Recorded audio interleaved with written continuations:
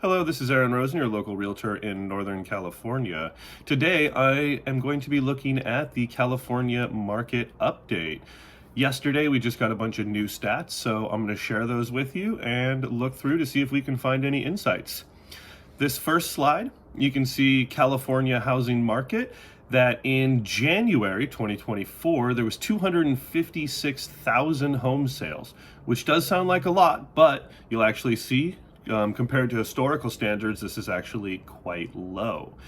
Year over year, the price grew 5.9%, which I actually found quite amazing. I'll show you why in a little bit with some of these other graphs. The median home price, as you can see here, is 788,000. Median days on the market is 32 days, which is actually decreased. So the amount of unsold inventory is 3.2 months, which is also decreased. So if you are looking to buy a house in the month of January, it got slightly more expensive. But if you were looking to sell, things went quicker on the market, or they moved faster. So here we can look at the Bay Area housing snapshot. Existing sales were up 6.2% year over year. Existing home price came in at 1.1 million and is up 10.6% year over year. Now that is coming back from a big downturn, but 10.6% is quite high. This is one of my favorite graphs. Sales bounce back but remain at historic lows. As you can see here, previously I mentioned that there was around 250,000 home sales in the month of January. However, you can see on this chart that it is more around 500,000, maybe 450,000 for your average. So it's really dropped off a cliff. I mean, mortgage rates have shot up, and as a consequence, home prices should have come down, except sellers, they remember. They said, no, I remember my neighbor got a really high price. I'm gonna want a high price too. And you know what? The number of houses that were actually sold just fell off a cliff. We're actually at 2008 recession levels of selling, which is just amazing that prices haven't come down that much. Now, in certain sectors of the market, in San Francisco, things have come down by 20-30%.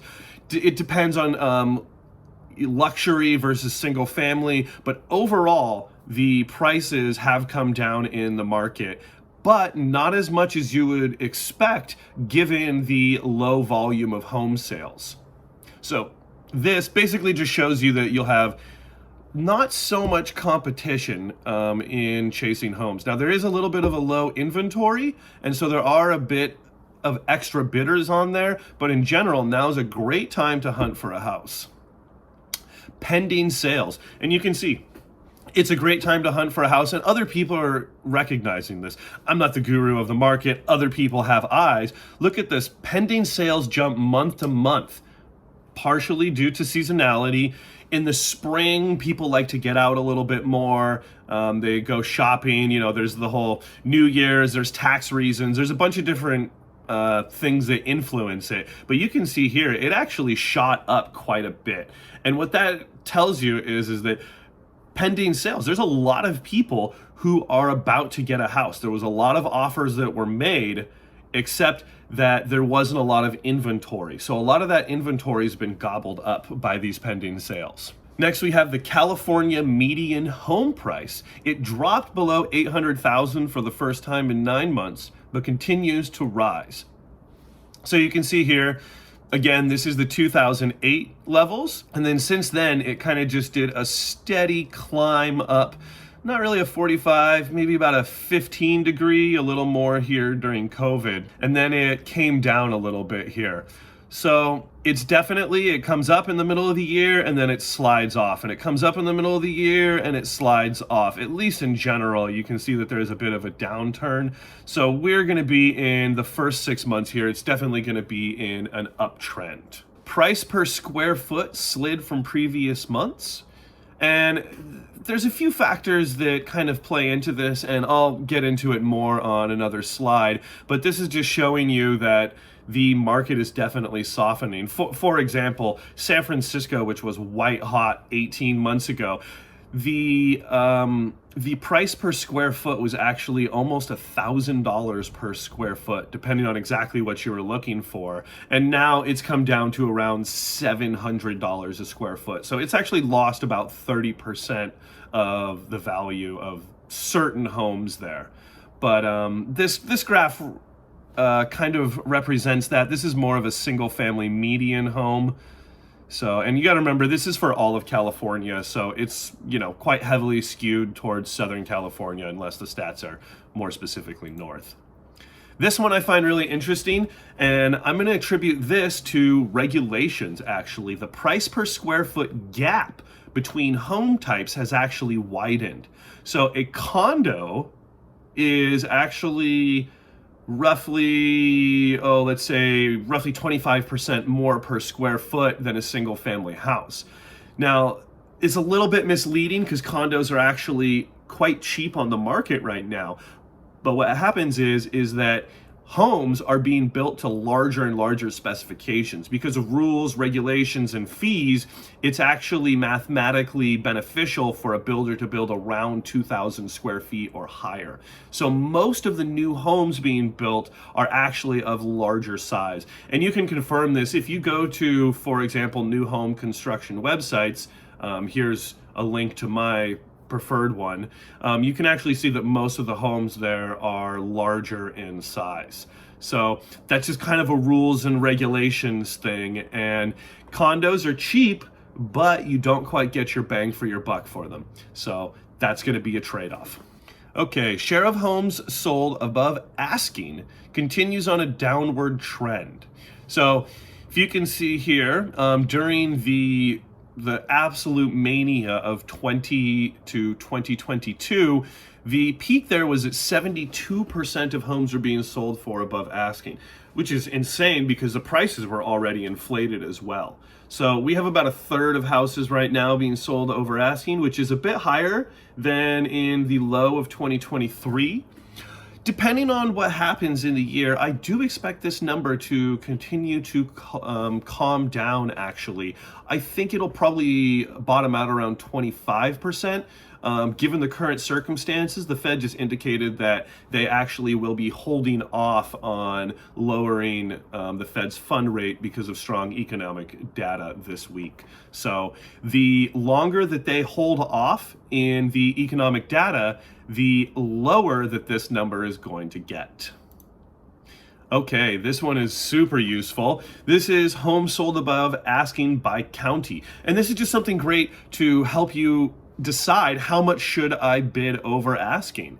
Right now, we have relatively few number of buyers, but as you can see, they are still bidding somewhat above asking. And that is because prices have come down so dramatically. So, I mean, you can do the math on this. If the average house has lost 30% of its value and then it's being sold for, let's say 25% over asking, well, we're kind of right back where we started. So there's a little bit of a which way you slice the cake here is how the numbers come out.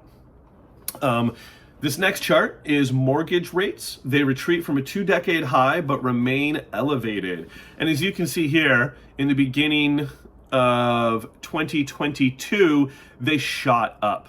Mortgage rates went from they were even lower before, but they went from 3% all the way up to really around 7% here, and then they started to go back down.